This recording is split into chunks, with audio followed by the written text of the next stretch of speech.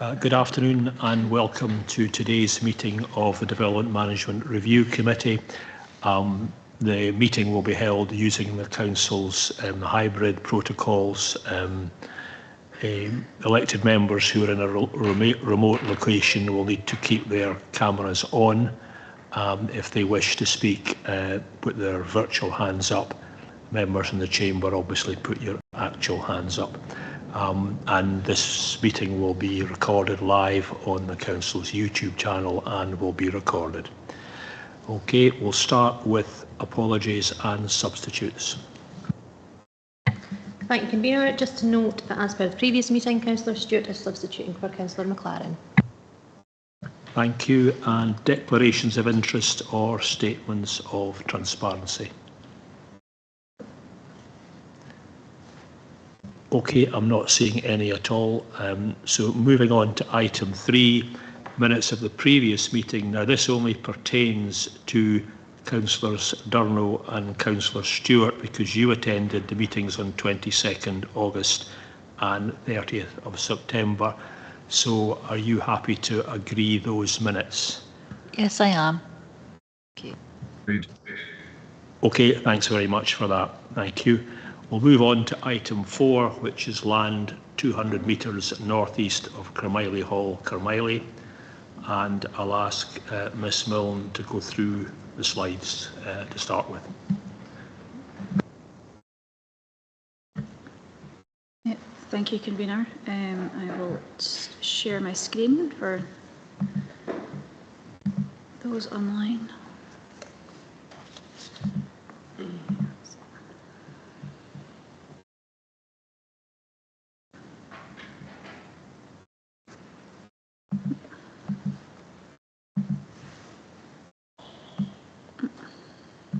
Sorry, just try and get this onto full screen. Here we go.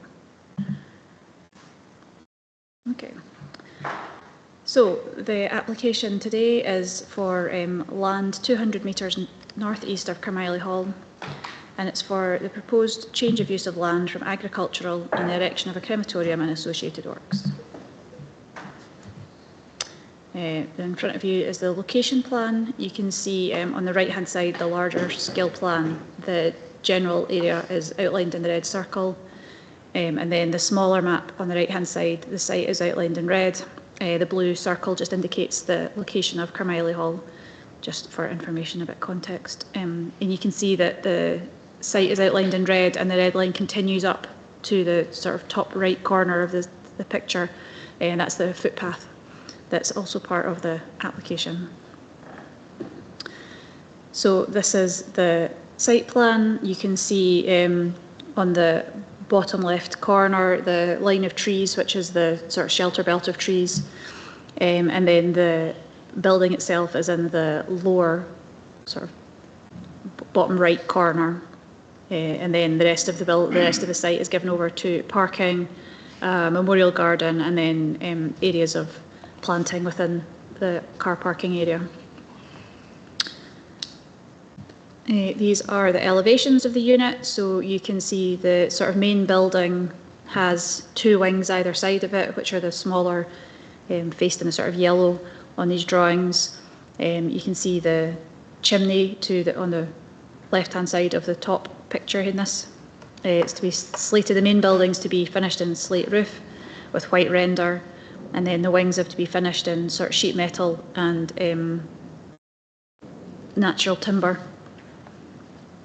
And you can see as well the solar panels on the rear elevation. So that's facing south towards the trees. And this is the other 2 elevations. You can see the bottom left is the sort of main entrance, glazed main entranceway, and then just the rear with the back again with the chimney. And then this is the floor plan. You can see the right-hand side is the main entrance. There's the sort of covered canopy with the main entranceway and the main seating area. And then the cremator part of it is to the rear. And then there's also other office and toilets, etc., that are part of the development that are in the wings on either side. Again, the roof plan just shows you again the location of the chimney and the location of the solar panels. And then the little drawing top right there just gives that in a bit of context, how it sits in the site. Site sections, say, always slightly complicated. The top is the AA, which is the long view sort of from the road. Looking in. So this is with the new planting, looking sort of from the roadside and towards the site with the new planting in place and the building in the site. And then CC is sort of halfway up the site in the car park, looking back down towards the existing shelter belt of trees. And then DD is just the same view but closer in. FF, the bottom, is from the other side, so this is sort of between the shelter belt of trees and the new building, looking back up the road. And these, EE is looking, it's from the farther side of the field, so looking up the line of the road, but looking back towards the road. So you can see the back of the building, the car parking area and the landscaping trees. And then the bottom one, BB, is the same, sort of from the middle of the site, but from the side, from the road side, looking sort of the opposite view, turned round the other way. And again, you can see the front entrance to the building, the car parking area and the landscaping. These are some photographs on a much sunnier day than it was when we were there this morning. So this is sort of just from, not quite from Carmiley Hall, but just from slightly further up the road, looking up towards the site. And this is the site. You can see the trees, that shelter belt on the right-hand side of the picture, and then looking across the site. Kind of from the same place, looking in the opposite direction, you can see Carmiley Hall in the background.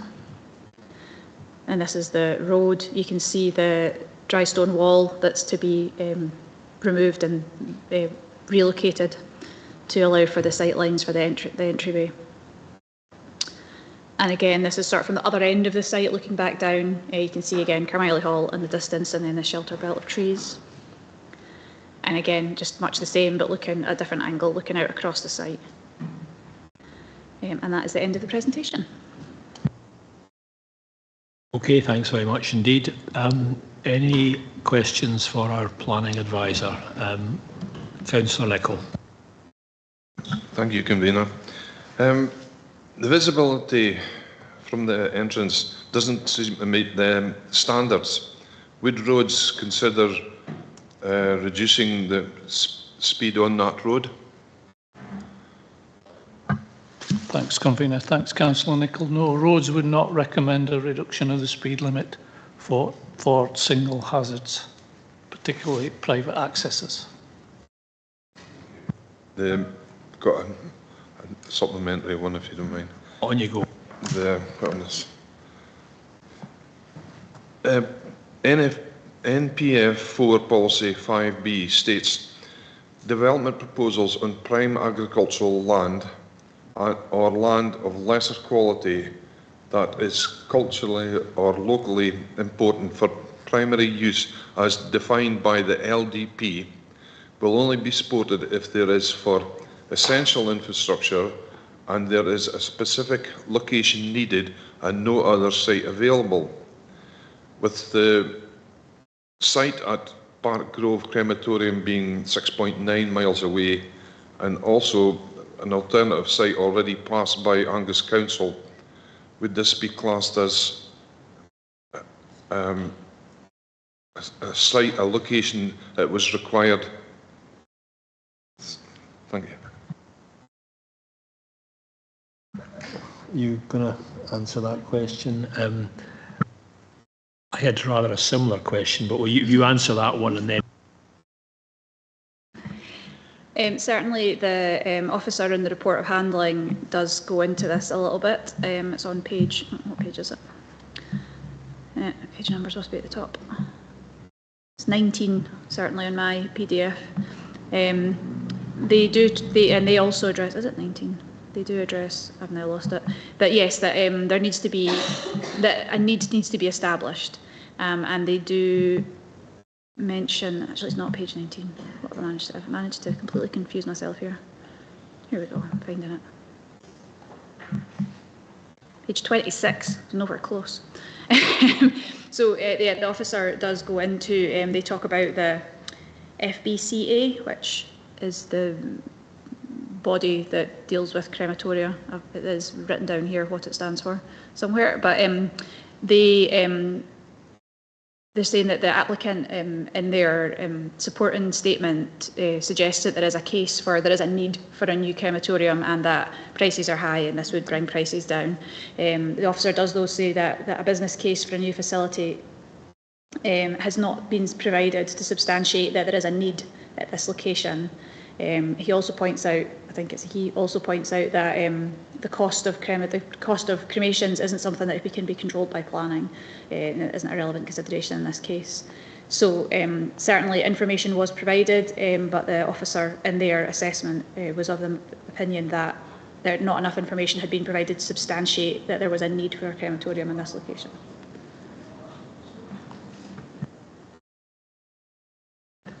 Any other questions for Planning Officer? Councillor Beattie. Thanks, Convener. The ecological assessment was carried out on that bit of land, but it wasn't carried out, unless I'm wrong, on the area that will require trees to be felled. So there's an ecological assessment on essentially a block of land that is monoculture, which is notoriously low in biodiversity, but it hasn't taken into consideration the strip of trees where 4 would need to be felled. And I think it says in here 4 beech trees, but I think I agree with you, it's 3 beech trees and an oak tree, isn't it? Yeah, so that's not included, although it does reference that bit of land and say you would need to do something on that. Well, I mean, my question is, why wouldn't that be done as part of this? As part of this ecological assessment, given that it references it?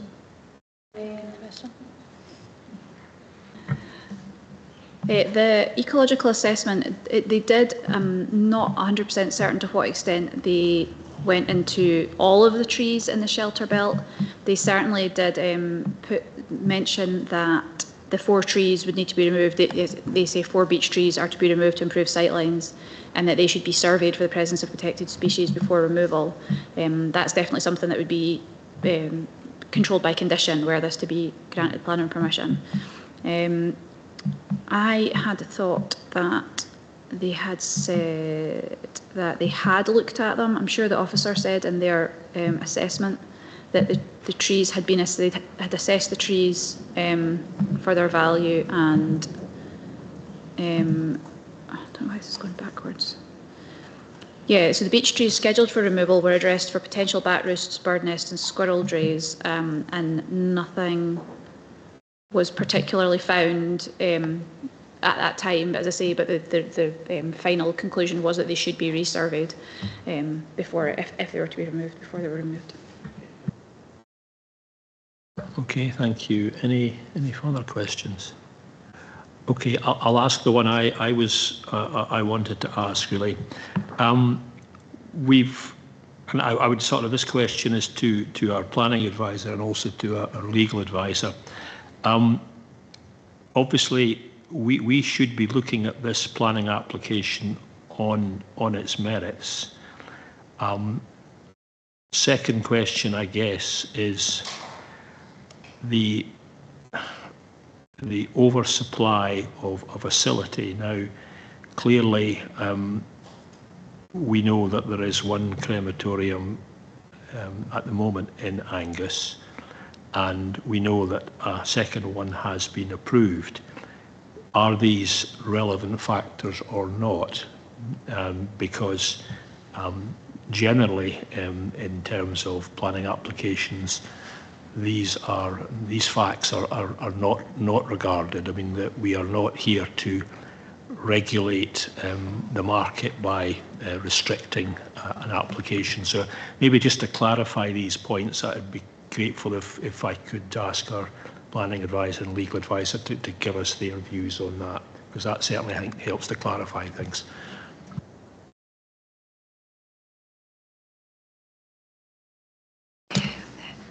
Yes, as you say, the application should be decided on its merits, and as Councillor Nicholl had asked, the policy does talk about there being a need, it being demonstrated there's a need for the proposal at that location in terms of developing agricultural land.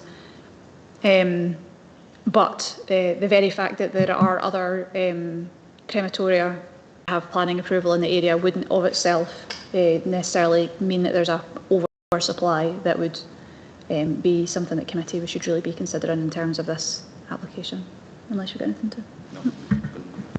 So just to confirm, I would have said exactly the same. It's not a factor in that sense. It has to be dealt with on the individual application. Yeah, thanks for clarifying that.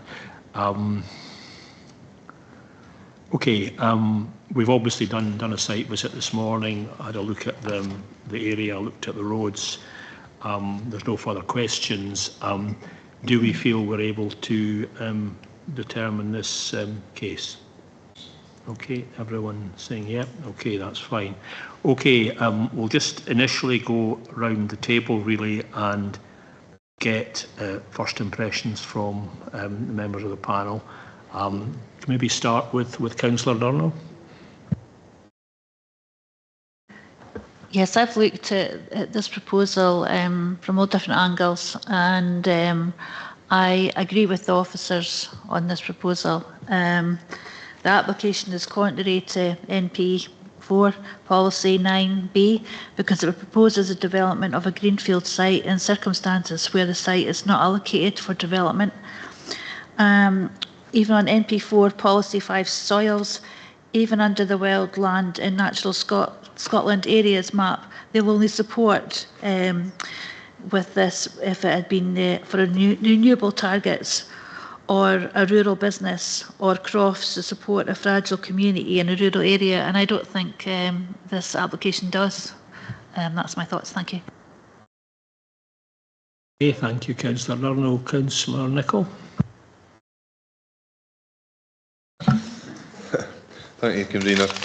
The Scottish Government NFP4 policies came out in February, and we've had extensive legal training, etc.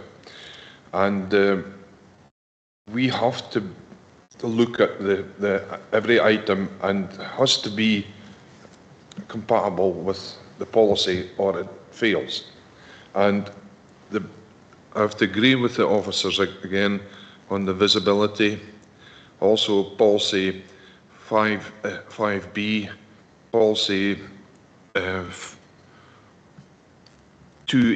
and 4A, I think also plays foul of the proposal development, but it would be a good enough development, but unfortunately we've got to go with the policies, and I would not uphold the appeal. Okay, thank you. Maybe ask Councillor Dorn next. Thank you. Thank you. So yes, I agree with a lot of what the officers have concluded within the analysis of this case, and I just wanted to raise an additional point on that as well, and highlight some of the things within the report. I agree with the assessment that there isn't information put together that demonstrates there's an overriding need for the provision of a new crematorium on a site in the countryside and relating to its poor accessibility. And although the application does take steps to try and make that site more accessible via other methods other than a car, I think the location itself has proves some challenges with that. And I wanted to raise this stat as well because I know that there's discussion around the relevance of access of a crematorium by cars, and this has been discussed previously. I've taken the stance previously that I think this is really something that's important, so I want to be consistent and do this again with this case. In 2022, 22% of households in Angus and 38% of households in Dundee did not have access to a car. And also the NPF policy indicates that every decision on our future development development must contribute to making Scotland a more sustainable place and seeks to reduce car kilometres travelled to sites and developments that minimise greenhouse gas emissions. And for the reasons that the officers have raised relating to the location of this one, although it is closer to a bus stop than maybe other applications have been, I agree with their assessments on this application. And the fact that it's contrary to National Planning Framework for Policy 9B as well, relating to the development on a greenfield site in circumstances where the site isn't allocated for development. So that's what I wanted to raise. Thanks. Okay, thank you. Maybe move now to Councillor Stewart. Thanks, Convener. Yeah, like my fellow councillors, I do tend to share the view of officers. Having visited today, the visibility, I don't know which direction it would be coming from, but coming over the brow of the hill, the visibility is not great. And we've obviously heard from our roads officer that was present that they wouldn't consider reducing the speed limit. So that is a concern for me. Also, it is prime agricultural land, and it appears still to be farmed. It looks like it's just been used just very recently. So, you know, I'm of the view that I will just stick with the officer's decision to refuse this. Thank you. Okay, thank you. And Councillor Beattie. Thanks, Convener. Yeah, I mean, it's typical with applications such as these that they've got merits, but and they support some of the planning policies, but they also run contrary to others. We've heard from my colleagues about some of the policies that it runs contrary to in respect to transport. Yeah, I would, however, argue that this proposal runs contrary to Policy 6.2, NPF Policy 6.2, in relation to individual trees of high biodiversity value. With respect to Policy 9B, absolutely accept the officer's interpretation that this proposal would not support this policy. And I would also accept the road department's objection on the grounds that the visibility is not good and the access to that site would not be good on a 60-mile-an-hour road. Okay, thank you. Well, that's five against upholding the appeal. I'll give you my views, which are actually contrary to the rest of the committee. I would have been minded to approve the application. I accept that there is the issue about sight lines, and that was raised at the site visit by roads. I think most of the other objections, could be addressed by the fact that a crematoria is an essential infrastructure, and that would allow us to build it on greenfield land, because we don't know that the other alternative one may not go ahead, and we were told anyway we should ignore that. I think there's arguments that the facility will be electrically powered rather than using gas, and that in fact will reduce greenhouse gas emissions. Most of our electricity is generated from renewable. It will create jobs and sustain rural businesses. That again is supporting Policy 29, and the electric facility would actually agree with Policy 1 and 11 of MPF 4. But I mean, I'm in the minority, so I think probably for just for sake of sort of propriety, would somebody like to propose rejecting the application? Councillor Beattie, and seconded by Councillor Nicholl. And yeah, okay. And I guess maybe just give us the reason for proposing that. So I'd like to, the reasons I'd like to give is it runs contrary to MPF policies 1 to 13, 14 and 29, and also Angus Council LDP policies DS2, DS3, TC8 and MPF policy 9B, and I would also argue policy 6.2 of MPF 4.